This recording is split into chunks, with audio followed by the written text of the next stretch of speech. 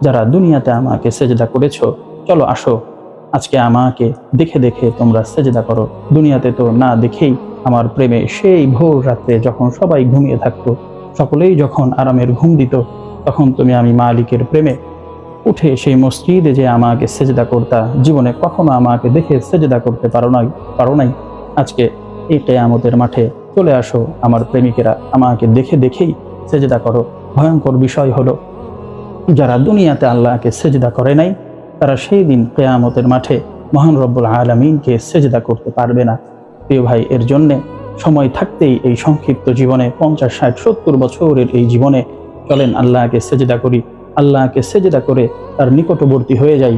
যদি আমরা আল্লাহর নিকটবর্তী হয়ে যেতে পারি, তাহলে আল্লাহ তাআলার ওয়াদা, আল্লাহ তাআলা তার জান্নাত নিজ হাতে আমাদেরকে উপহার হিসেবে, উপঢৌকন হিসেবে আমাদেরকে দিয়ে দিবেন।